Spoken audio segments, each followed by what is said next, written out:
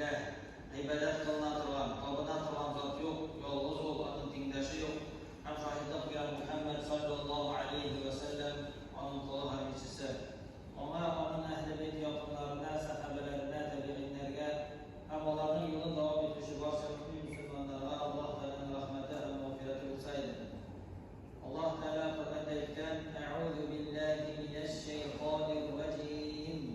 Bismillahirrahmanirrahim. Velillahi 'alan-nasi hajjul beyti men istata'a ilayhi sabila." Kuchi yetgan kishilarga Allohga ibodat qilish uchun haj qilib farz qilindi dedi. Bugun so'zimiz haj qilib turda, hajning fazilati turida bo'lacak. Haj degan so'z arab tili ko'zlagidan qaraganda u buyuklikka umtilu degan ma'noda.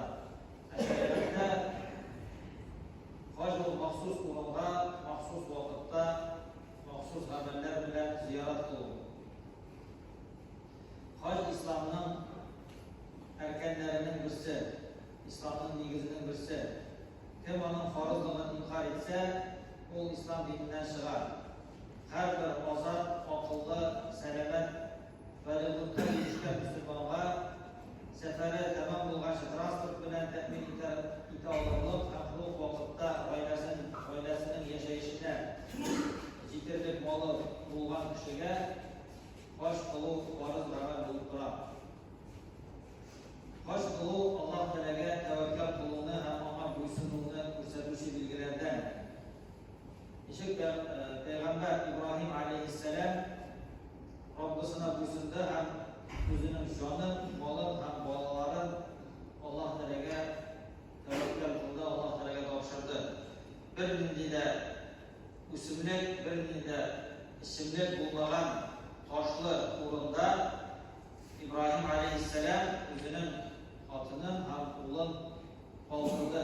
Alloh taolaning buyrug'iga bo'ysunib qoldirdi. Ham bu endi o'sha Alloh taolaga tavakkal qilgan, Alloh taolaga bo'ysungan belgilaridan bo'ldi. Ham yo'g'ida endi Ibrohim alayhissalom ko'p yillardan so'ng qaytib, o'g'li bilan Ka'batullahni yonidan turg'izdi. Ham endi kishilarni haj qilishga chaqirdi. Ham haj qilib qiyomat kunina qadar Alloh taolaga bo'ysunuvni ham tavakkal qiluvni ko'rsatuvchi belgi bo'lib qolishadi. Ibodatning bu turi moddiy shug'ullar ham fizik tirishlik talab etadi. Undan tashqari haj musulmonlarning zo'r yig'ilishi, boshqa musulmonlar bilan aralashuv mumkinchiligi. Alloh taolo Qur'onda aytgan: "Va'adhin fin-nasi bil-hajji ya'tuka rijalan wa 'ala kulli dhamirin ya'tina min kulli fajjin 'amiq liyashhadu manafi'a lahum wa yadhkuru ismallahi fi ayyamin ma'lumat ويذكر اسم الله في أيام معلومات على ما رزقهم من بهيمة الأنعام فكلوا منها وأطعموا البائس الفقير." Hajning farzlanan kishilarga e'lon et, ular o'zlarini foydali narsalarda qatnashish uchun belgili kunlarda u belgili qurbonlarni sog'an vaqtda onun ismini zikr etir uchun sening yonga jayavlab ham yo'q yerlarga o'tirib uzun yo'llar bilan kelishaklar. U qurbonning etini oshamiz ham yodli kishilarga oshadimiz. Shunga ko'ra ya'ni hajni qilib, unda borib etik tirishlik talab etadi. Shunga ko'ra da Alloh taolo haj uchun qabul etilgan haj uchun zo'r ajr va'da etadi. Payg'ambarimiz sollallohu alayhi vasallam aytgan: "Al-hajjul mabrur laysa lahu jazaa'un illa al-jannah." Qabul bo'lgan haj uchun jannatdan boshqa ajr, jazo bo'lmaydi degan. Ya'ni jannatdan boshqa narsa bo'lmaydi degan. Agar kishi hajni yerine yetkirib, bütün şartlarına uygun getirib o'tasa, onun bütün günahları bitirilir. Ol yana tuğan bala gibi günahsız bulaşak. Peygamberimiz sallallahu aleyhi ve sellem etken men hacce lillahi felem yarfuz ve lem yefsuk raca'a ke yevmi veledethu ummuh. Kim Allah rızası için baş kılsa, bozuk söz söylemese, hem günah kılmasa, en iyisi onu kıldıran günlük gibi günahsız paylaşak diyen.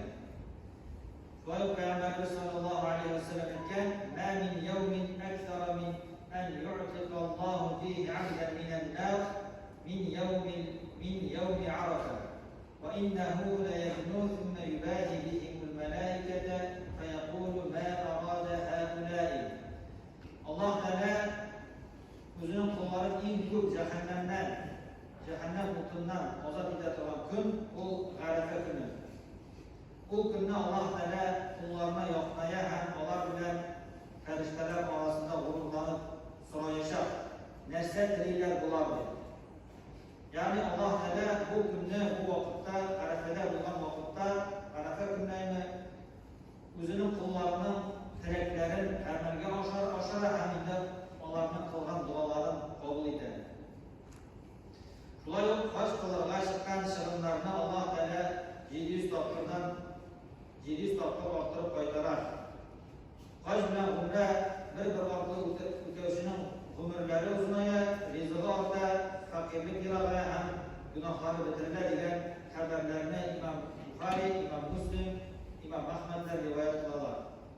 Peygamberimiz sallallahu aleyhi ve sellem umra turunda şöyle etken Ramazan ayında umra kılı zor haçlar kılı yakinin bilen haç kılığa kim diyen. Eğer kişi mümkünçiliği bulup da haç kılmasa o zor günahlılar. Ama şu hali yıllar boyu devam etse o Allah Teala'nın emirlerine saltın karagan bular. Bu ise takva kişilerinin sıfatlarından değil. Ali radıyallahu anhu'dan getirilen Peygamberimiz sallallahu aleyhi ve sellem etken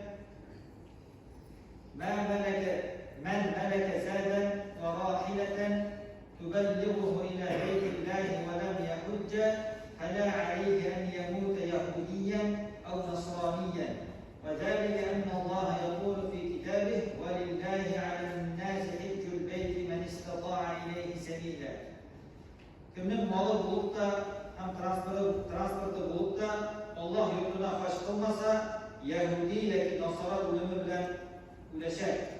Çünkü Allah Teala kitabında etken kişilerinin Allah'a karşı duruşları Kabe'ye haç kılıp eğer varlığını buldura olsalar diyen. Bu hadiste kisebi var. Kimden mümkünçülüğü bulup da haç kılığını dolduruşlarga. Çünkü hali bulup da haç kılmayan kişi Allah Teala karşında görüşünü tütemegen bular. Hem özünün selametliğine, baylığına şükür kılmagan bular. Onday kişilerin hali İslam'a muvafık değil. Yani turu kilmeyin. Çünkü Allah Yahudiler hem Nasaralar gibi kişiler, Allah Osman ülürgede mümkünler. Baylığı bulan her bir Müslümanlar hacını kılı tiyişli, farız. Mümkünçiliği bulup da ulanı şunda ötese, o onun için yaxşırak. Çünkü kişi bilmeyi, baştan üleşegen. Kişi iltege de ölüp getirgen mümkün, bugün de ölüp getirgen mümkün. Üstündeki vuruşu, baş kılığı alırgan mümkün. Şu an göre mümkünçiliği bulgan vakitte hacını ötev yaxşırak.